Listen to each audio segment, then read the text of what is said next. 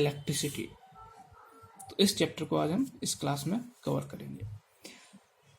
तो सबसे पहले इसमें जो चीज़ आती है, जब भी इलेक्ट्रिसिटी का नाम आपके सामने आता है तो आपके मन में आता है current.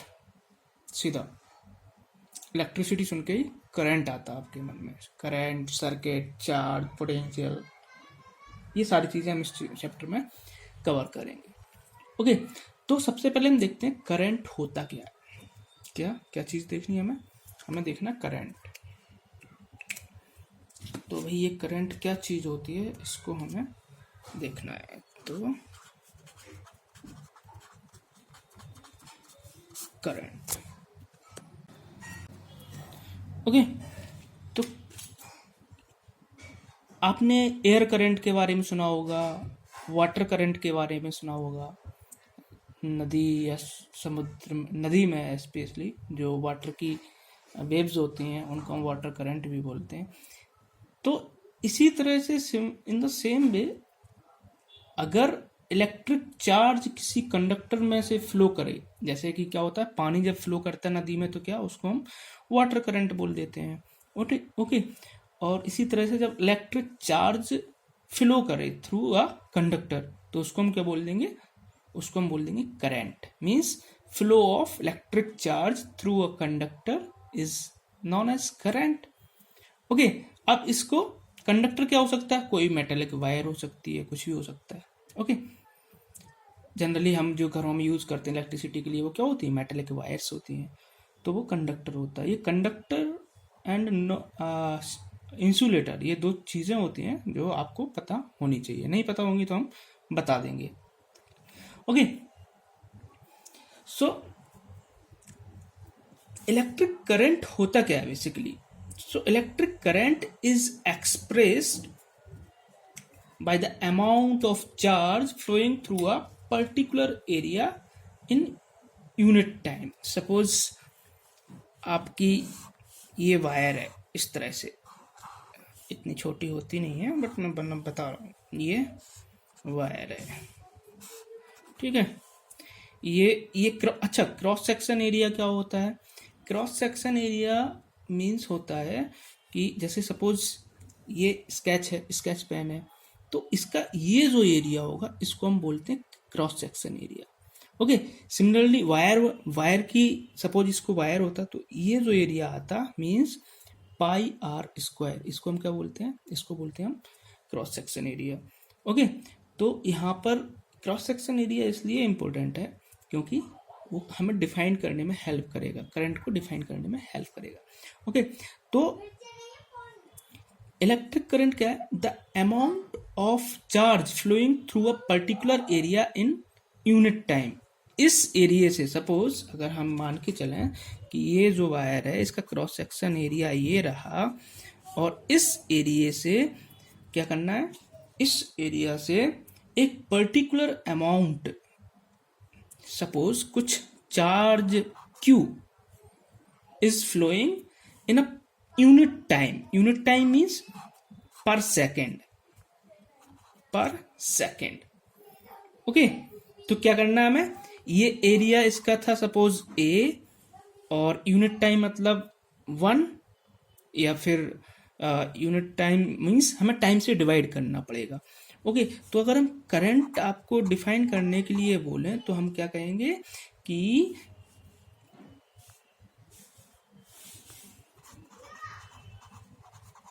Current is the amount of charge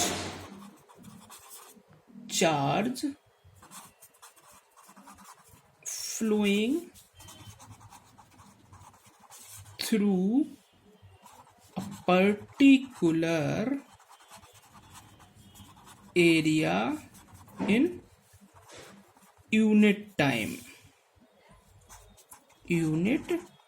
अच्छा, ये यूनिट टाइम, पर्टिकुलर एरिया, इन सब का मतलब क्या है वो मैं अभी आपको बता दूंगा, ठीक है। तो ये क्या, ये चीज हो गई हमारी करंट की डेफिनेशन। क्या हुआ, या फिर इसको हम दूसरे वर्ड्स में इस तरह से भी कह सकते हैं, ये तो फर्स्ट डेफिनेशन है हमारे पास, लेकिन अगर हम इसको दूसरे वर्ड्स में देखें तो हम दूसरे वर्ड्स में भी इसको हम डिफाइन कर सकते हैं। कैसे डिफाइन करेंगे दूसरे वर्ड्स में?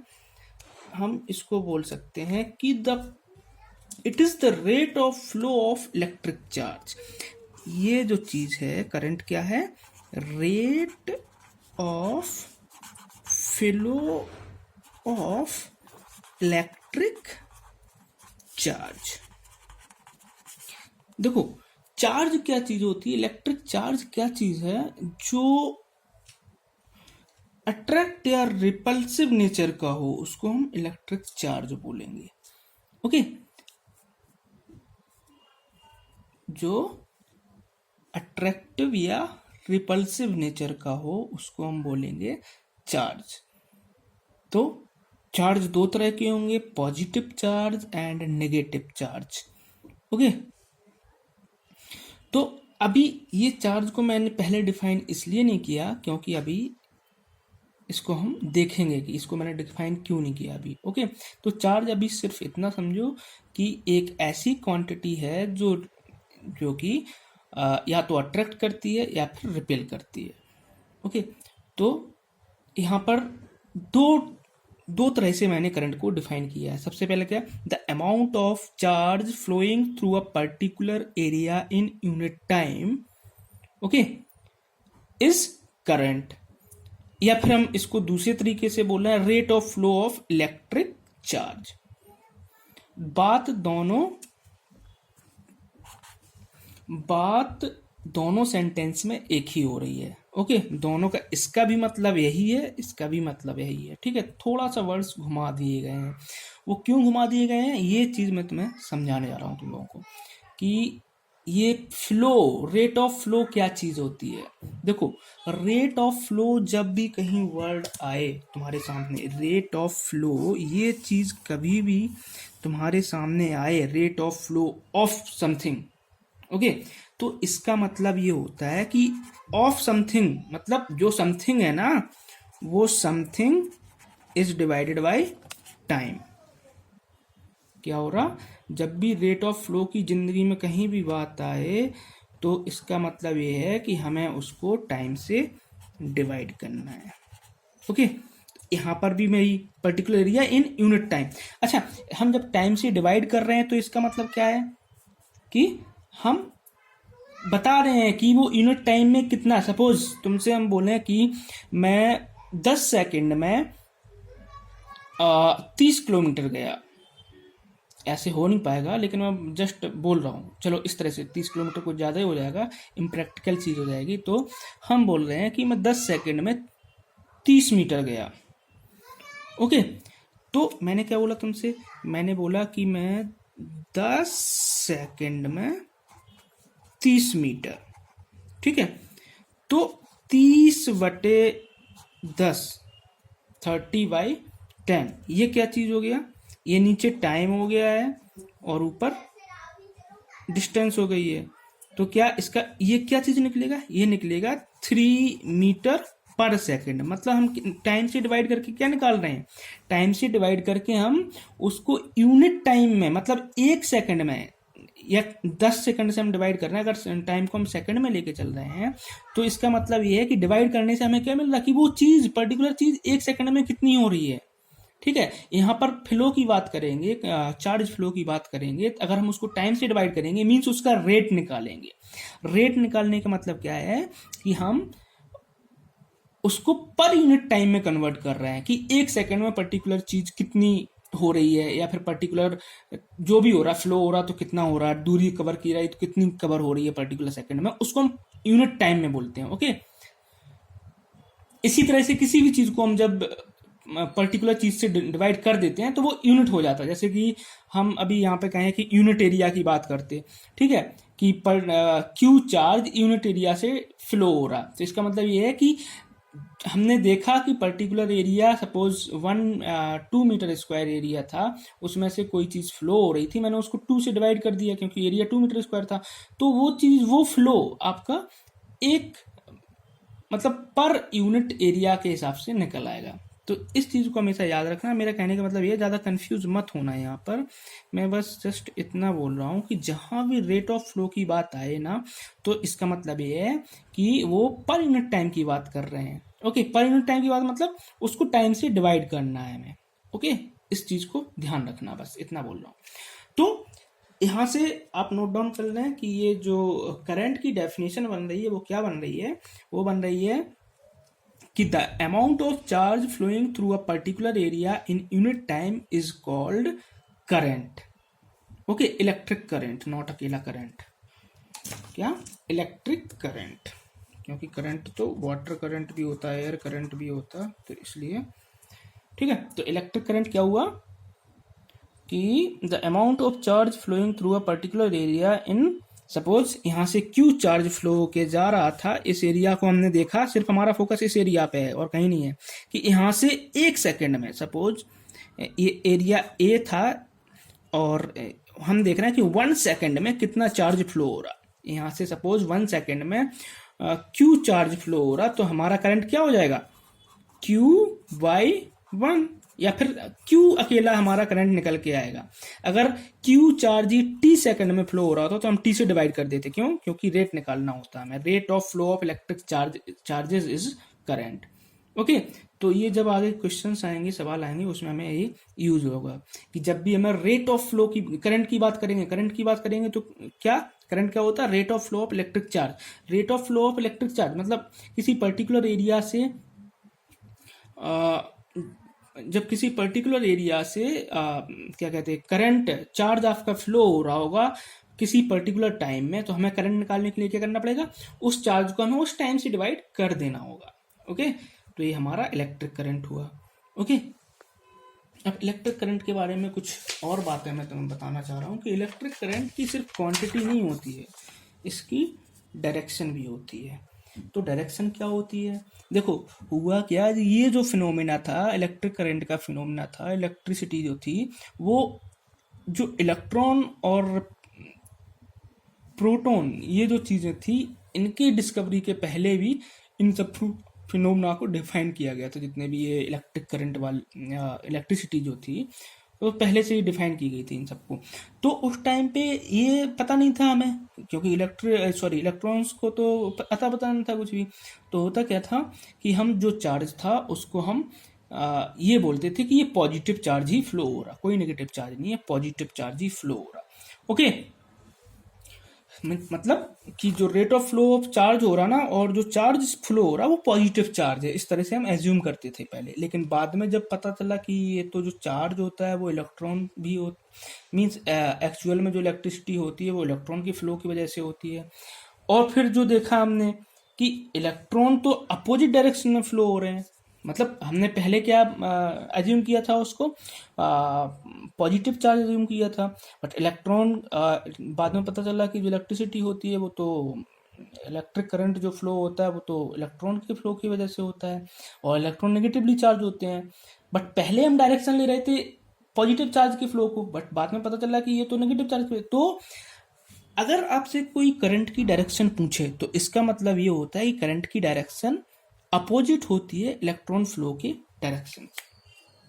Okay,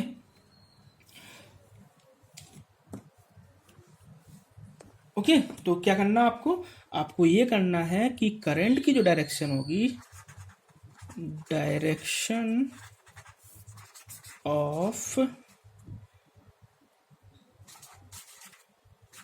electric current, direction of electric current, ये क्या होगी, ये अपोजिट होगी, किसके अपोजिट होगी, अपोजिट, ये जो चीज है ये अपोजिट होगी, opposite to direction of flow of electron. Okay, direction of flow of electron, ठीक है। और इलेक्ट्रॉन कैसे होते हैं, नेगेटिवली चार्ज पार्टिकल्स होते हैं ये इलेक्ट्रॉन्स।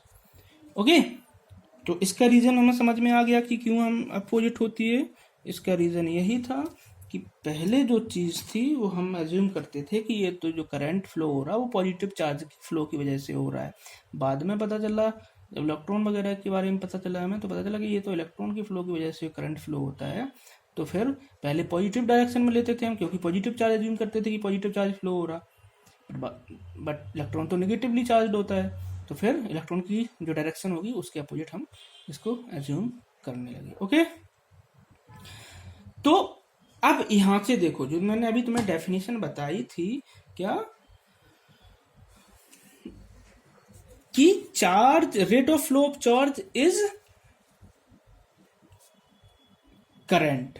तो सपोज हमारा जो चार्ज है किसी वायर में से Q charge flows through any cross section,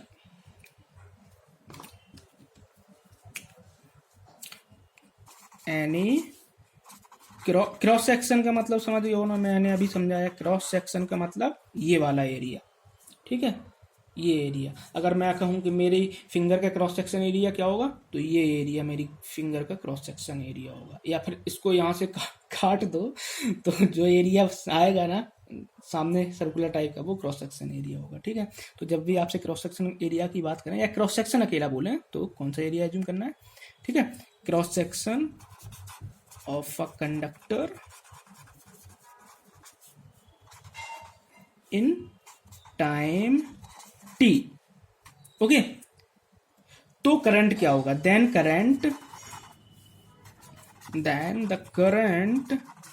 current को हम किससे रिप्रेजेंट, अच्छा क्यू से हम क्या रिप्रेजेंट करते हैं, चार्ज, टी से टाइम, बट ऑब्वियस है ये तो, हाँ सबको पता है। और सिमिलरली करंट को हम किससे रिप्रेजेंट करेंगे, करंट को हम आई से रिप्रेजेंट करते हैं। इसको याद रखना, करंट किससे, आई से रिप्रेजेंट होता है। ओके, तो क्या होगा, Q flows any cross section of a conductor in time t, then the current, तो करंट क्या होगा, अभी मैंने बताया था, चार्ज डिवाइडेड बाई टाइम। क्यों, क्योंकि current is flow, rate of flow of charge, और रेट की बात करते हैं तो क्या होता है उसका मतलब divided by time. Okay, charge के फ्लो की, रेट ऑफ फ्लो की बात कर रहे हैं तो मतलब charge should be divided by time. तो ये क्या, ये हमारा क्या है, ये करंट का फॉर्मूला है। जब भी हमें करंट कैलकुलेट करने के लिए बोला जाएगा तो वहाँ पे चार्ज आपको गिवन होगा, चार्ज गिवन होगा और आपको टाइम गिवन होगा, और चार्ज को आपसे टाइम से डिवाइड करना होगा क्योंकि हमें रेट ऑफ फ्लो निकालना चार्ज का। ओके, तो ये चीज़ आपकी करंट हो गई है। अब यहाँ पर आपके पास दो चीज़ें थी, एक क्यू है इस फॉर्मूले में, आई तो पता ही है आपको, ठीक है, दूसरा आई है, टी पता ही है तुम्हें, टी मतलब टाइम, टाइम वो भी सेकंड में यहाँ पर, ठीक है, किसमें, सेकंड में। और क्यू क्या चीज़ है, क्यू क्या चीज़ है भाई, क्यू है आपका क्या, चार्ज। ये क्यू है जो चार्ज है, और इसकी जो एसआई यूनिट होती है वो होती है कूलम्ब। ओके, सी से रिप्रेजेंट करते हैं इसको। और ये कूलम्ब क्या चीज होती है ये अभी मैं बताने जा रहा हूँ। सिमिलरली कूलम्ब, यहीं पे देख लो, कूलम्ब होता है कि ये चार्ज होता है, चार्ज की क्वांटिटी होती है, कितने चार्ज की क्वांटिटी होती है, ये 6 × 10⁻18 इलेक्ट्रॉन्स में जितना चार्ज होगा, 6 × 10⁻18 इलेक्ट्रॉन्स में जितना चार्ज होगा वो कितने बराबर होगा, वो 1 कूलम्ब के बराबर होगा।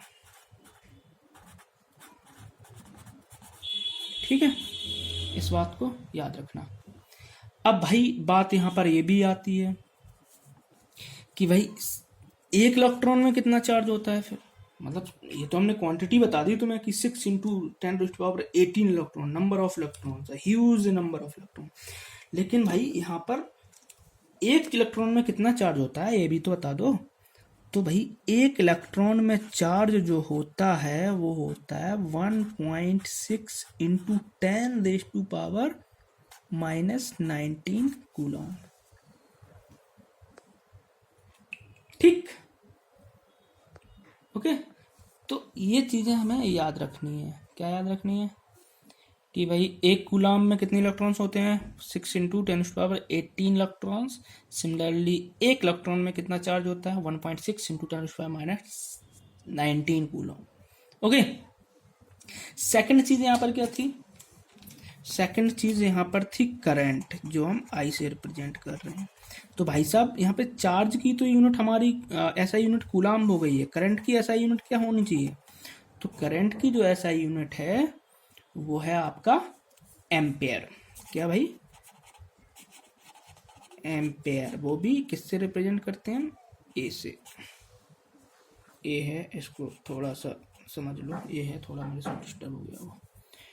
ठीक भाई साहब, इतना हुआ। तो दो चीज़ें हमें यहाँ से नज़र आई हैं, क्या, एक चार्ज के बारे में, एक करंट के बारे में। याद रखने वाली क्या चीज़ है, चार्ज की एसआई यूनिट वो भी क्या होती है, कूलम। सिमिलरली करंट की एसआई यूनिट एम्पेयर। और एक कूलम में कितने इलेक्ट्रॉन्स होते हैं, 6 इंटू 10⁻18 इलेक्ट्रॉन। सिमिलरली एक इलेक्ट्रॉन पे कितना चार्ज होता है, 1.6 इंटू 10⁻−19 कूलम। ओके, इतना चार्ज होता है। और इलेक्ट्रॉन किस तरह का चार्ज होता है, नेगेटिवली चार्ज होता है। तो ऑब्वियसली ये कैसा चार्ज होगा, नेगेटिव चार्ज होगा। ओके, और भाई साहब ये जो एम्पेयर है ना आपके पास, क्या, जो एम्पेयर निकल के आया है, ये जो एम्पेयर है ये एक साइंटिस्ट थे जिन्होंने इसकी खोज की थी, करंट की। ओके, ये फ्रेंच साइंटिस्ट थे और इन्हीं के नाम पे ये नाम पड़ा एम्पेयर। तो इन भाई साहब का नाम था आंद्रे मैरी एम्पेयर। ठीक, क्या, Andre Marie ampere.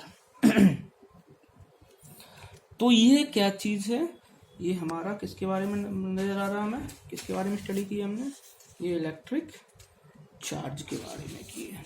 Okay, electric current के बारे में की है। तो अब आपसे एक डेफिनेशन और पूछी जाती है। देखो, जितना मैं यहाँ पे लिख रहा हूँ वो सारा नोट डाउन करके रख लेंगे तो ज़्यादा बेटर होगा मेरे हिसाब से। ओके, बाकी तुम्हारी इच्छा।